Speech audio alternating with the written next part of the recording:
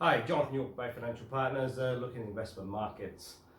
Still continues to be a pretty choppy month out there for US equities. Most of the big tech stocks are really sort of having a roller coaster ride at present.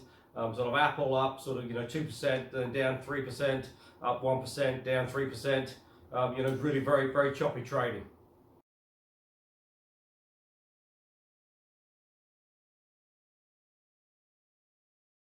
But what you do have to remember is that, certainly since the March 23rd lows, most of these big tech stocks have risen maybe 40–50%.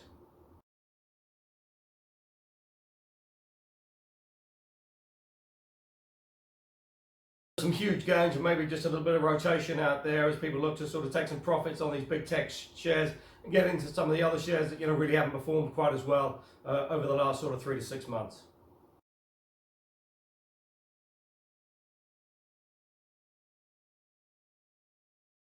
Because certainly if you look at the S&P, and take the big sort of tech shares out, the S&P is sort of pretty much flat for the year now, whereas say most of the big tech shares are up between 45 to 50%.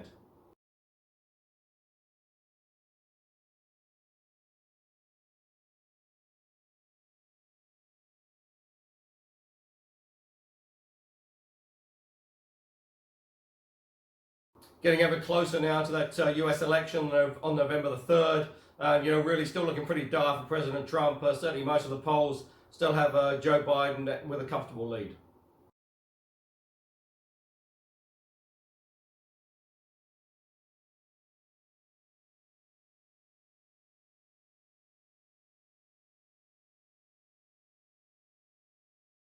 And now potentially President Trump is facing fresh criticism out there as he sort of visited many of the West Coast states that have sort of rampant wildfires and really claiming that it's not global climate change, it's just poor forestry management.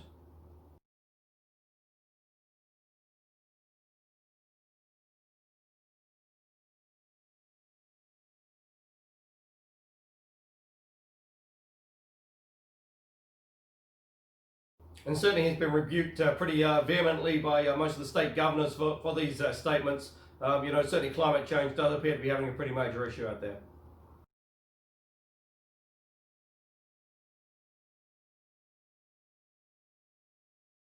And all this against the backdrop in the US with the still sort of COVID issues rising. Certainly many of the universities that have gone back have seen an increase in cases, and it's really just trying to get a handle and really just trying to get sort of on top of this virus.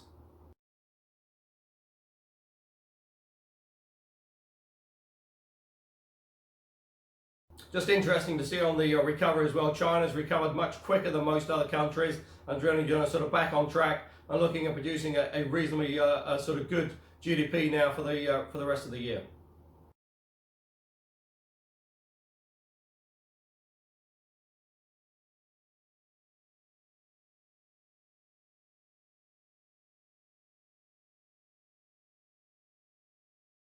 Now in the UK, the good news is that the AstraZeneca COVID vaccine trial is back on track now. There was a temporary halt on that while a mystery sort of illness appeared, but that appears to be now nothing to do with the trial, and the trial is back on track.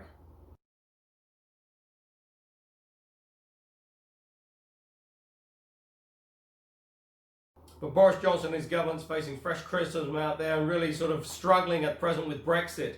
A lot of people seem to have forgotten about Brexit, but he's still sort of rumbling along. And Prime Minister Johnson is now sort of potentially indicating that he may just ignore some of the treaties that have been signed and just sort of push ahead with his own sort of views.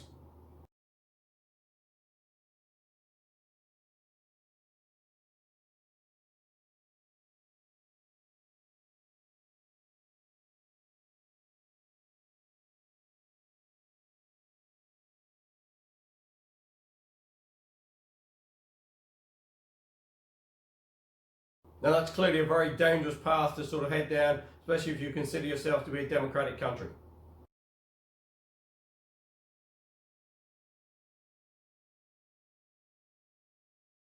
Now oil seems to have stabilised now around that sort of $37 a barrel on WTI, and just going to be interesting now as we head into the sort of northern hemisphere winter, just to see what the demand is like.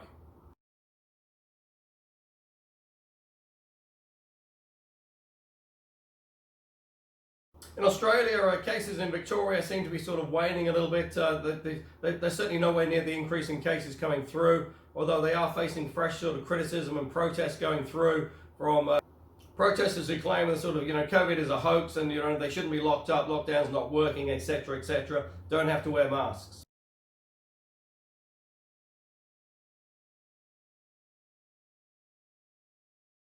Now, potentially that's not helping to stop the spread of the virus.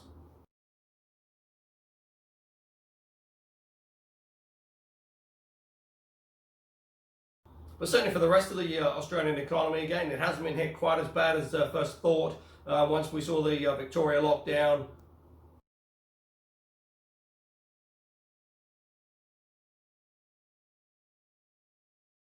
As discussed here before, potentially that's part of the fact that the government has allowed people to access their super, and people have actually gone out and spent those funds.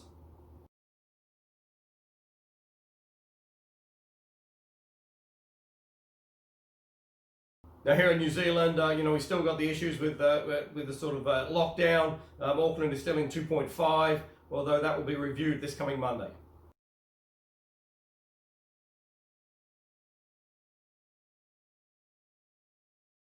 As to the rest of the country, the potential will go from level 2 to level 1.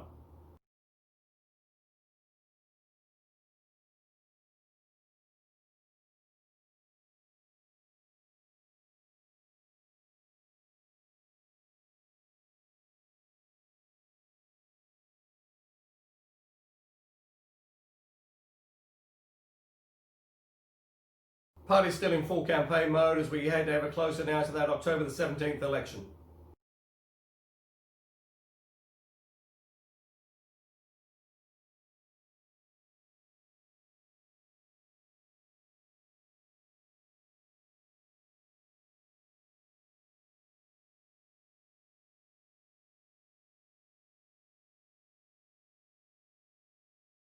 Interesting to note as well that technically New Zealand has negative interest rates. Rates turn negative, yields turn negative on government bonds here in New Zealand just last week.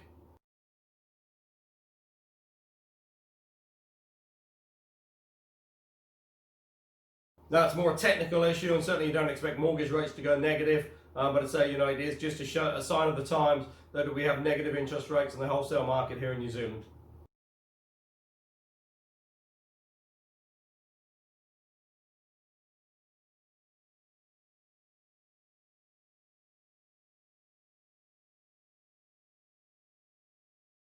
Now, obviously, the low interest rates has had a pretty major impact on bonds and term deposits. A 6-month term deposit has gone from around 2.6 to around 1.3 now in the last 6 months.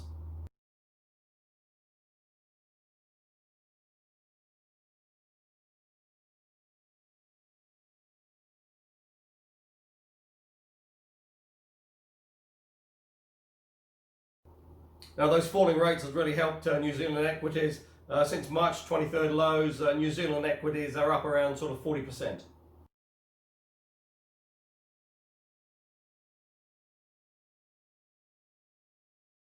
So again, if you are looking for income, there are plenty of alternatives out there available. And if you're interested in discussing what's available, call us on 0800 867 323 or go to the website www.bayfinancialpartners.co.nz for lots of interesting articles, and we look forward to speaking to you soon.